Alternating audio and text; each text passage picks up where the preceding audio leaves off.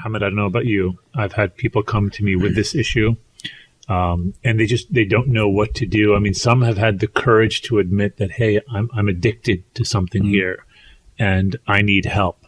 But I think there's a big stigma with that, acknowledging that there's something wrong with me. Like, how can I be addicted to it? And Mohammed, I know we've spoken in the past about, some of the companions of the Messenger of God, sallallahu ta'ala alayhi wa alayhi, who may have not been addicted to prescription drugs. They had their own issues. Yeah, well, because they didn't have prescription drugs at the time. Right. But, like the story of Nu'ayman, for example, it's interesting. Him and his son were alcoholics. Well, and so there seems to be a genetic hereditary factor involved there, because both him and his son had brought issues with the community, and the companions were having trouble dealing with them because they just couldn't give up their addiction to alcohol. And initially the Prophet ﷺ allowed the the little bit of punishment for them, but at some point he stopped it. He ﷺ said, let him be, because this is not somebody just trying to get pleasure out of this. This is someone who's hooked on this thing. And he attested for Nu'ayman that he loves Allah and His Messenger despite his addiction. But it was something that was present with the context that they had. They had this issue, and they didn't have the systems that we have in place today with rehab centers and I need help and all of that stuff. And, but I think someone from what I've seen, that people coming to my door, a 30-something-year-old Muslim sister coming from a practicing family, wearing a hijab, or a 25-something-year-old brother from a known family, it's going to be a major sense of embarrassment about going to a rehab center. I want to make this very practical. Sure. Yeah. I'm a 30-something-year-old soccer mom, Muslim woman with 3 beautiful children, or I'm a 40-year-old Muslim father with wonderful children, and I'm addicted to Percocet or hydrocodone, and I know that I am. Right. And I have 2 paths to go down. One is the path where I'm going to just continue on this path of addiction, and the other path is I'm going to take the difficult path of getting help. Walk me through the path of getting help and speak to me straight up, excuse my language, raw, about the ups and downs that I'm going to have on that path and what it would lead to, and what the other path of continuing my addiction would most likely lead to. Sure. So in terms of the first path of admitting and accepting that you have an addiction and that you want to try to do something about it, the bottom line is so this is going to be very painful. This is going to be a painful process.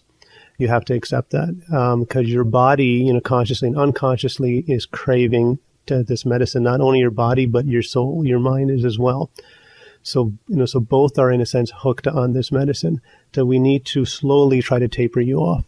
So my first step, kind of would be, depending on the degree of addiction, the profundity of it, or just how much you may be, I will attempt to taper you myself personally.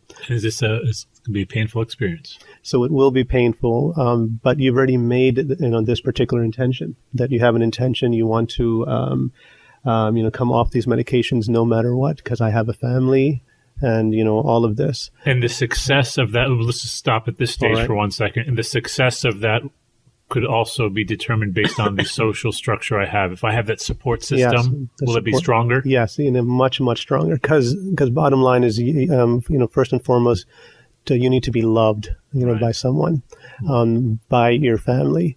The Prophet ﷺ, he loved Nu'ayman. He loved him. He said, he loves me, I love him. Yeah. That's just an amazing, point from the Sirah, that he was given that love. He,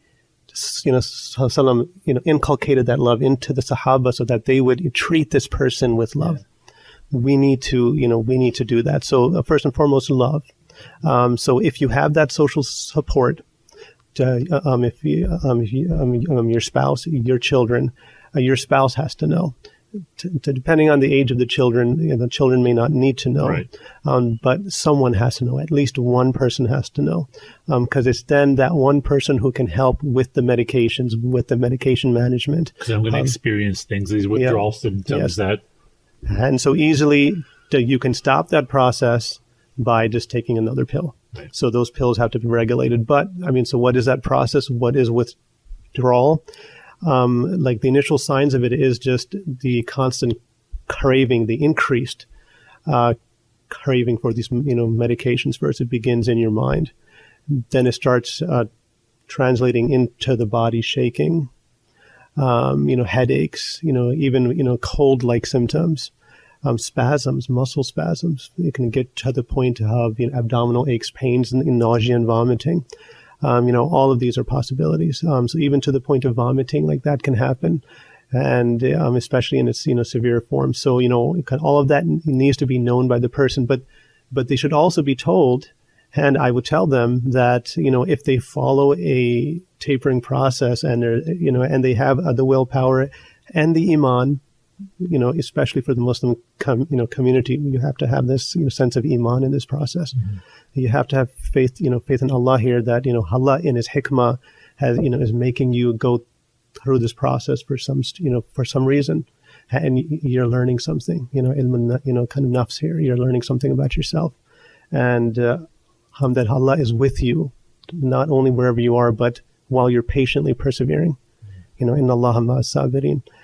So all of that is important. So, I mean, one thing you mentioned was about the general Muslim community not realize that this is a problem, but also we have certain attitudes towards the problem itself, that even just addiction itself. Oh, it's completely 100% spiritual problem. This problem is just because of a lack of iman, and they fell into this hole, and, it's just, and then you have this other part of the whole shame culture element in our community that, if we draw attention to this, or for the addict themselves, a big barrier to them getting treatment is that, they don't want anybody to know. So, what are the ways we're going to navigate to that? Because I think that's a big issue, is that the community's attitude towards addicts, that it's a very blameworthy attitude. There's no rahmah in it. It reinforces the addiction, actually. Exactly. I mean, yes, it right. pushes people further away. It kind of isolates them. Yeah. Yes, that's right. Well, that's why I think Hassan's point earlier that he brought up is that you need a family unit there that's really going to show that love and that support to the person trying to come over this obstacle that you may not necessarily have in the community. And so if there's a strong family support, our man had Sayyidina Rasulullah sallallahu ta'ala behind him. He had that love directly from him.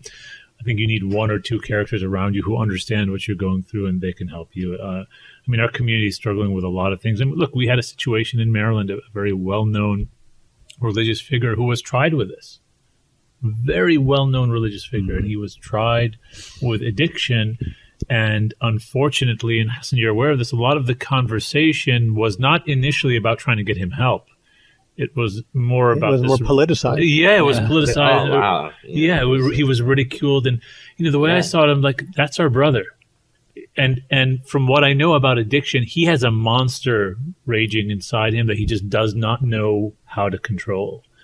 And that's why I think, for me, I would always go back to the awareness of the spiritual path, the awareness of the nafs, the awareness of the qalb, knowing the spiritual need to bring yourself to Allah helps in dealing with this issue, because now you're understanding the nafs. When that monster is roaring, that's how ugly my nafs inside me. Yeah, I think one of the things is, we all have to have that self-humility. Like, I can tell you, as I said before, having experienced the sensation of that medication, that I totally understand where these people can go down that road.